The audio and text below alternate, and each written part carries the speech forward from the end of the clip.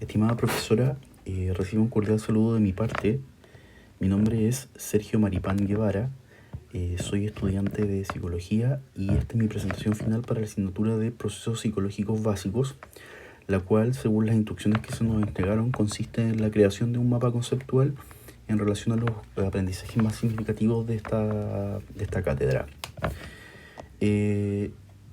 Para partir me gustaría empezar definiendo un poco qué fue lo que yo entendí por el concepto de procesos psicológicos básicos. Estos son una serie de procesos que son independientes y que permiten que los individuos procesemos la información. Tienen muchas funciones, pero la principal de ellas es que tienen un rol adaptativo frente a la realidad que nosotros percibimos. Para presentar mi mapa conceptual quise dividirlo de la manera más organizada posible y lo hice a partir de las 3 unidades de aprendizaje que nosotros conocimos, que fue la unidad número 1, la unidad número 2 y la unidad número 3. En el caso de la unidad número 1, conocimos varios conceptos, entre ellos el primero de ellos que fue la sensación, que es un proceso psicológico que se caracteriza por tener un efecto inmediato de los estímulos en el organismo. Vale decir que las sensaciones son aquellos estímulos que yo puedo percibir de manera inmediata. Por ejemplo, es muy común cuando escuchamos que una persona dice: tengo una sensación de frío, tengo una sensación de calor, por ejemplo. En segundo lugar, conocimos el concepto de percepción, que es otro proceso psicológico básico y cuya función radica en que se encarga de seleccionar y organizar los estímulos y posteriormente hacer que la persona los interprete.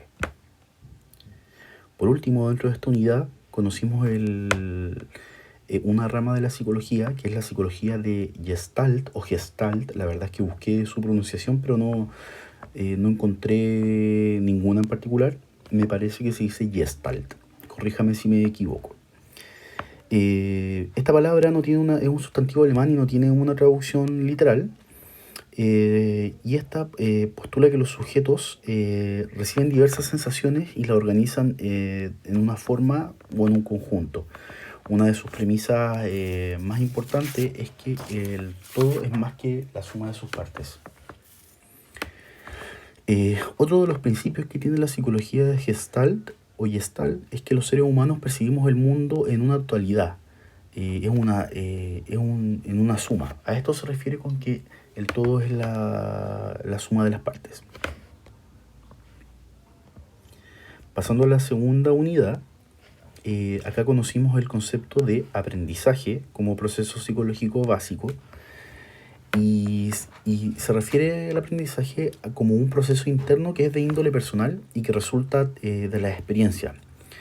Está relacionado con el desarrollo. ¿Por qué? Porque una persona que de 1 año de edad, un individuo, no va a aprender ni va a procesar la información, los estímulos del exterior o de su interior, de la misma forma que una persona de 10 años, ni una de 20, ni una de 30. Por otra parte, es un proceso dinámico, puesto que el aprendizaje no se genera en los individuos de manera estática. No es que se aprenda de una sola forma, hay muchas formas de aprender, hay muchas formas de adquirir la experiencia y los estímulos del entorno. Y en tercer lugar, que fue algo que me llamó la atención, que yo no lo había visto de esta forma antes, es que puede ser que el aprendizaje humano puede ser un fenómeno observable o puede ser un fenómeno no observable. Por ejemplo, si yo a un niño le enseño a tomar una pelota y tirarla, ese aprendizaje es observable. Yo puedo observar su conducta. Sin embargo, si este mismo niño entiende un concepto abstracto como el concepto de verdad o el concepto de mentira, por ejemplo, yo no lo voy a poder observar directamente. En tercer lugar, dentro de esta unidad, pude aprender sobre las teorías del aprendizaje, de las cuales de ellas hay 2 principalmente. En primer lugar, las teorías cognitivas, que son aquellas que están centradas en los procesos mentales.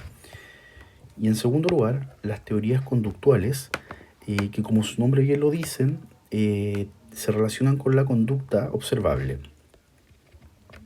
Dentro de estas teorías conductuales encontramos con tres tipos de subdivisiones de esta teoría. La primera de ellas es el condicionamiento clásico, que se caracteriza por ser un aprendizaje entre una asociación entre dos estímulos. Su principal exponente es Iván Pavlov. En segundo lugar tenemos el condicionamiento operante, cuyo principal exponente es Skinner, y él postula que se aprende perdón, que se aprende en la medida en en que reconocemos estímulos positivos o negativos y a partir de estos estímulos negativos o positivos nosotros aprendemos. En otras palabras, cuando reconocemos el concepto de castigo y de recompensa.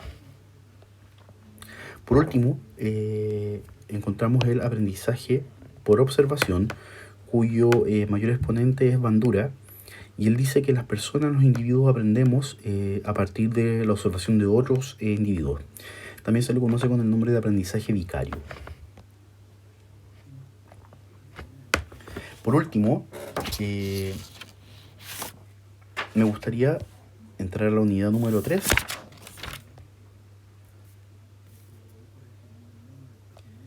que tiene que ver con los conceptos de emoción y motivación. En primer lugar, me gustaría comentar que dentro de las emociones se pueden encontrar emociones que son de carácter primario, como son la rabia, la alegría, y estas emociones se caracterizan por ser universales, vale decir que están presentes en todas las personas, independiente de su contexto o de la cultura en la que fueron criados. Y las secundarias, como la vergüenza, la envidia, que son de un carácter más cultural.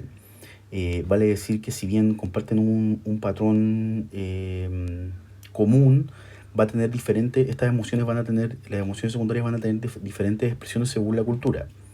Me explico. Por ejemplo, la forma en que los occidentales expresamos la vergüenza no va a ser la misma forma en que la expresan los orientales. ¿Por qué? Porque la cultura oriental da un valor mucho más importante al recato, a la vergüenza propiamente tal, son mucho más tímidos. En fin, en segundo lugar, en esta unidad aprendimos el concepto de motivación y me gustaría enfocarme en tres conceptos que son claves para entenderla. La motivación en las personas parte de una necesidad que puede ser de carácter biológico. Por ejemplo, yo tengo sed y la necesidad que tengo es que quiero beber agua. En segundo lugar, se caracteriza por generar una búsqueda. Cuando algo me motiva, necesito buscar una forma de saciar esa necesidad. Y en tercer lugar, se caracteriza porque plantea un objetivo. Cuando uno tiene una motivación, necesita tener un objetivo que cumplir. ¿Por qué? Porque si la motivación solamente es en un instante, no se puede considerar como una conducta de motivación. Por último, existen tres teorías de motivación. La primera de ellas señala que es un proceso biológico, que las personas nos sentimos motivación a hacer algo por nuestras funciones biológicas. Voy a usar el mismo ejemplo que usé recién. Por ejemplo, si es que yo tengo sed, esa necesidad biológica me va a motivar a saciar esa necesidad a través de la ingesta de algún líquido. En segundo lugar, la teoría de la motivación extrínseca dice que la motivación la adquirimos a partir de estímulos externos. Por ejemplo, yo quiero satisfacer la necesidad de mis padres de estudiar una carrera universitaria, por lo tanto voy a entrar a la universidad y voy a estudiar una carrera universitaria.